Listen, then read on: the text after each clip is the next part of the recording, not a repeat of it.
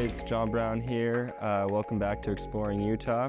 Today we're here with Jake Wolf, the man behind Warehouse Park City, totaling over 27,000 square feet and 33 million of breathtaking supercars and bikes, not to mention the bars, wine cellar, lounges, game room, etc.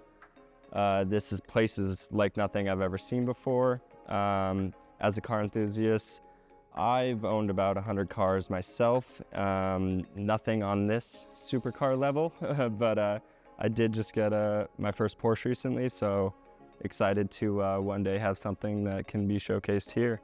As an obvious car enthusiast yourself, can you share a little bit about yourself, your background, who you are, and how your love for motorsport has evolved? Yeah, totally. Yeah, so again, I'm Jake Wolf, one of the co-founders here.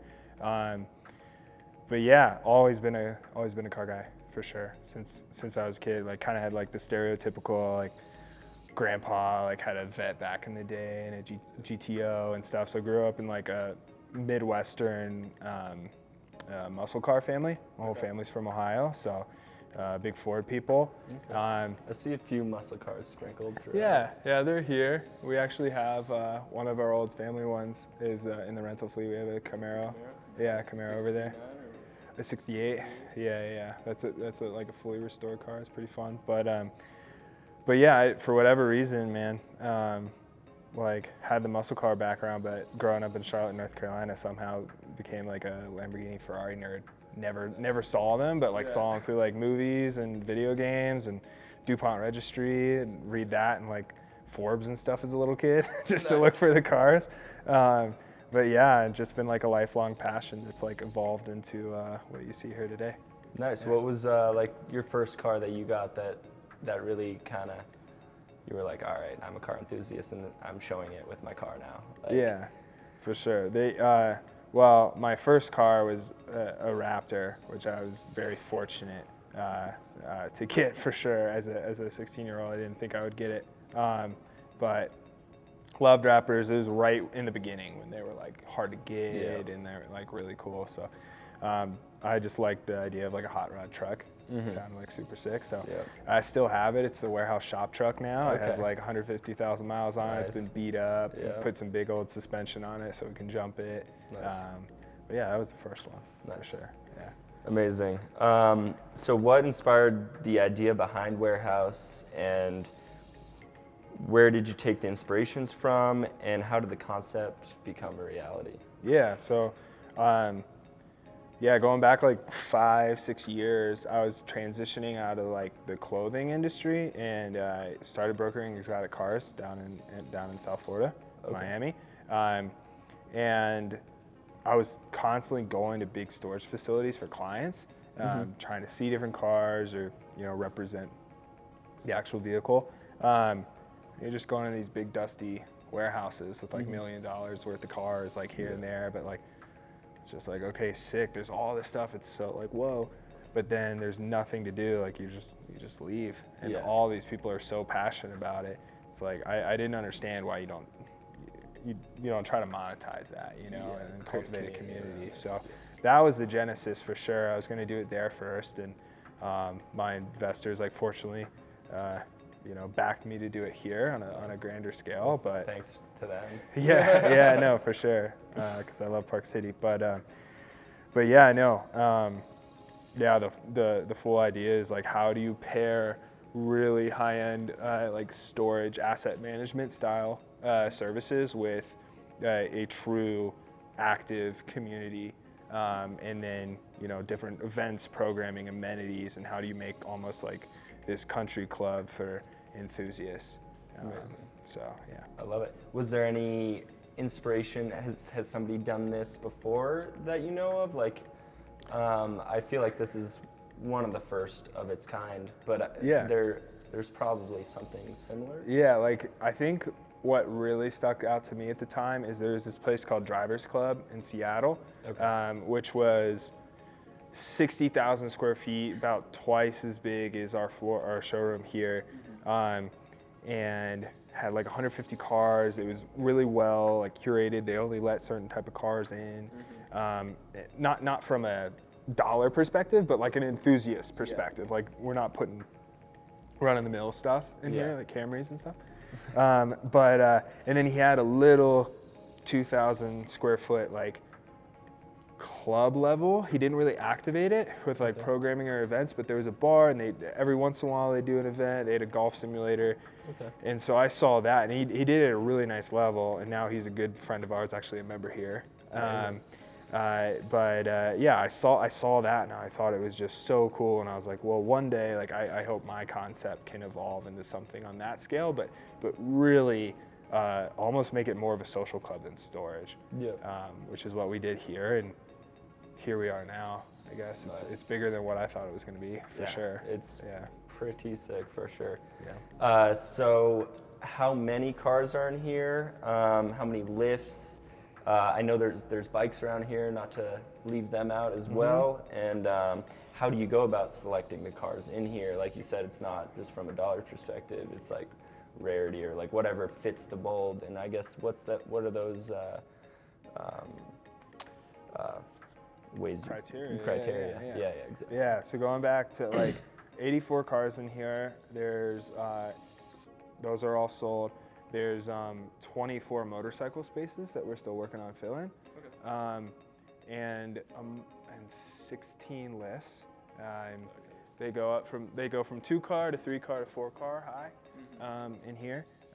But yeah, we have the ability to add more lifts in the future. Actually, get to about 120 in here. Oh wow, okay. But yeah, the criteria is a question I get a lot. The easiest way to that I can explain it is is it gonna bring a smile to other members' faces? Is it just cool, enthusiast? Is it unique in some sort of way? Yeah. It's not like, oh, we only take cars over X amount of dollars.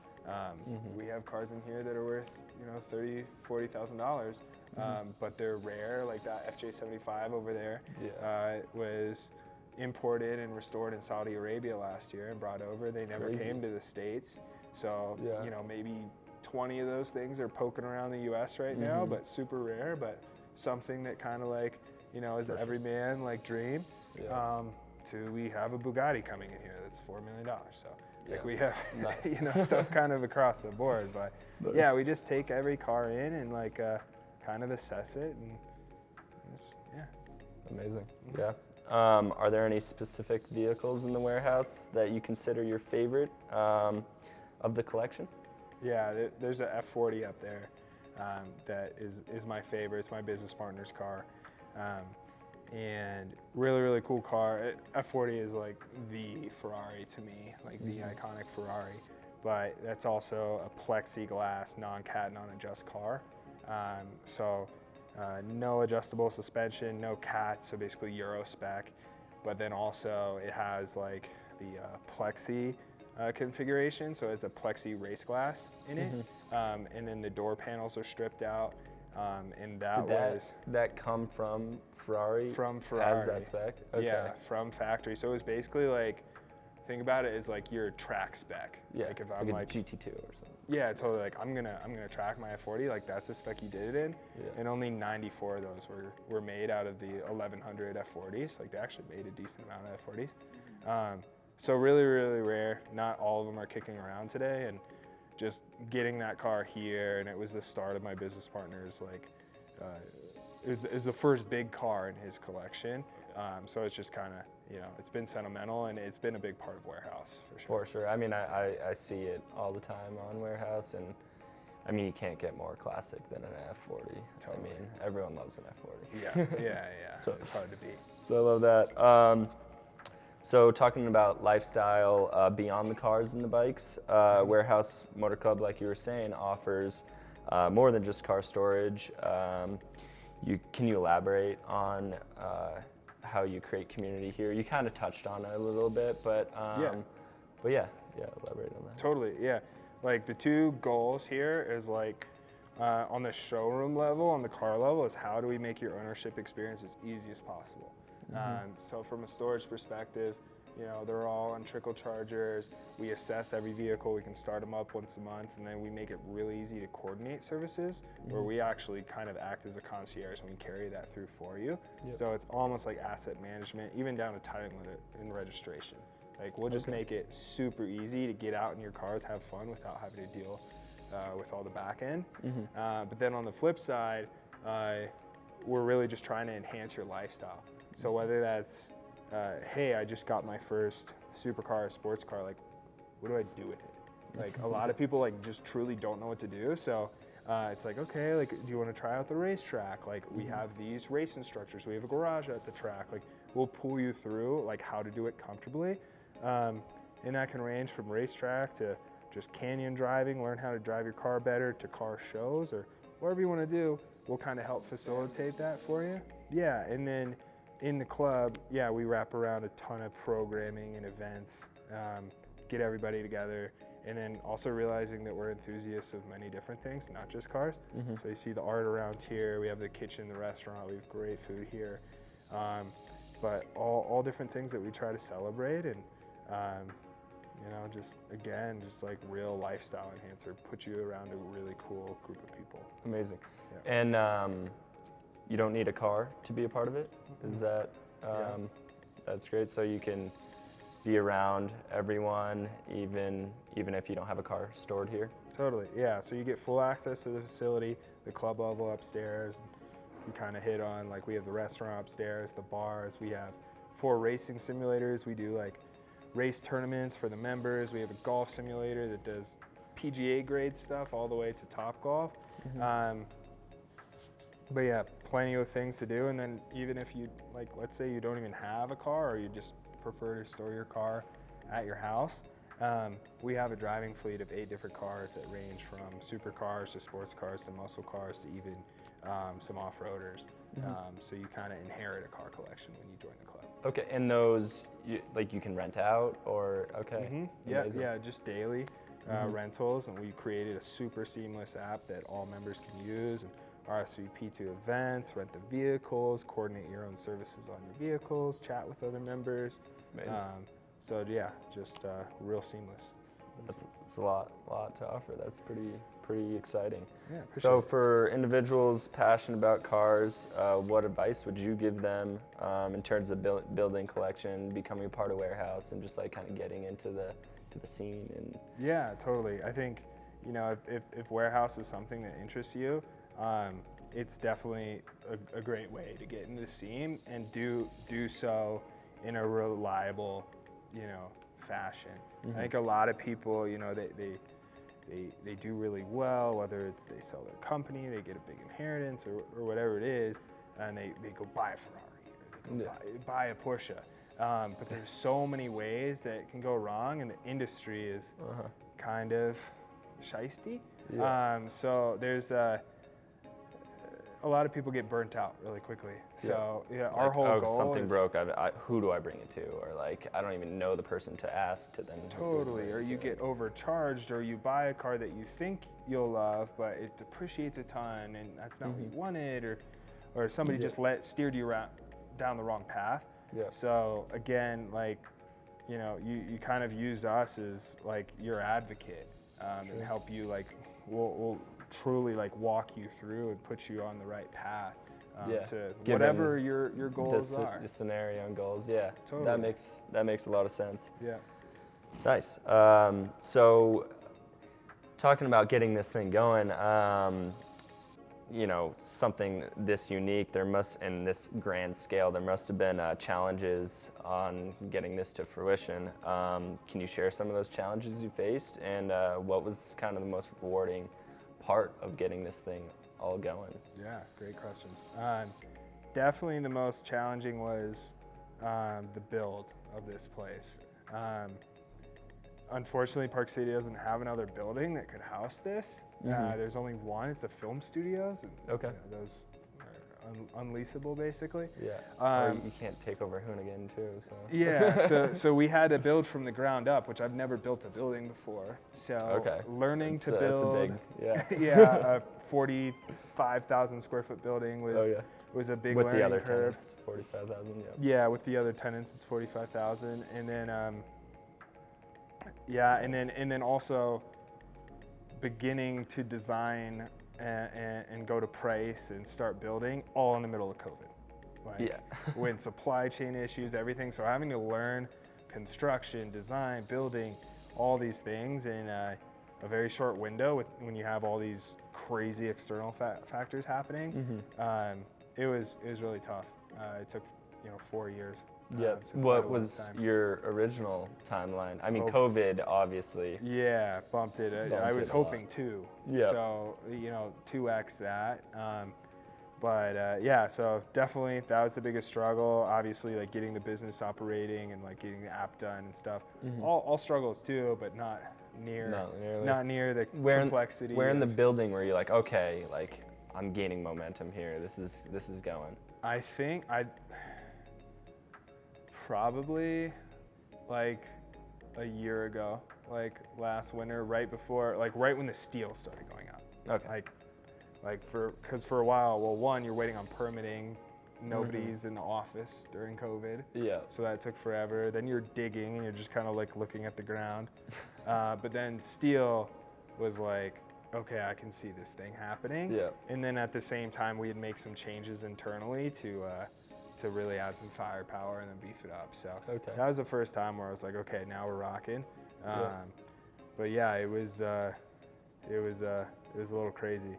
And then I guess the most rewarding thing is just now seeing it. Like at the same time, we were pre-selling memberships and pitching this grand vision, which is very. And you're like, I gotta get it done, so everyone. Yeah, and it's this very like new, out there concept that Yeah. people haven't really seen before. Yeah. So trying to pitch this vision off of renders and.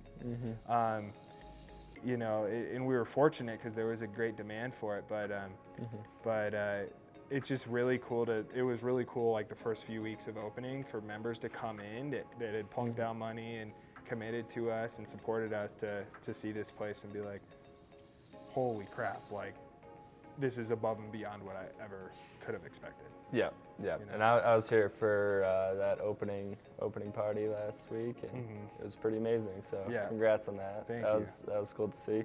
Yeah, appreciate it. So, talking future of Warehouse, where do you see the future of Warehouse heading? How do you envision this moving forward in the coming years? Is this going to be the only place, et cetera, et cetera? Yeah, totally. So like, only focus right now is getting this thing running like a champ, well oiled, and we're getting there. The restaurant just opened. We just did our grand opening party. Nice. We're getting there, getting up to proper staffing levels. So we're close, but dialing in. Our app just launched, so just making sure everything's running smoothly. But then the goal is to drag and drop this, elsewhere in the U.S. So. We want to go coast to coast first, so Southern Florida, go back to Florida, to Miami or somewhere, and then Southern California. Okay. So establish those 2 locations, and then infill to unique destinations around the U.S. So not anything that's gonna turn into 1,000 locations for sure, but 20 to 30. Is probably the goal. Yeah. That's pretty the amazing. end vision. End vision. So that will take one a while. at a time. Yeah. That's great to hear. That's pretty amazing. Yeah. So it was great talking to you today. Yeah, appreciate it. How can people get in touch? How can they learn more about Warehouse? Yeah, totally. The easiest way to get in touch with us directly is to go on our website, warehousemotorclub.com. There's even like if you're interested in the membership, there's an application page and we can start that process. But then you can just read up on a lot of information. If you kind of want to get more of a read on like the culture of this space, like hit up our Instagram. It's also Warehouse Motor Club. Yep. We do have some YouTube videos. We don't have quite a following there yet, but it's Warehouse TV, and kind of see what we're about. And Great. then if you're interested, hit us up and we'd love to talk to you. Sweet. Well, all that will be linked down below, and hit these guys up. Amazing place here. Thank you so much. Appreciate it, man. Yeah, thanks for coming by.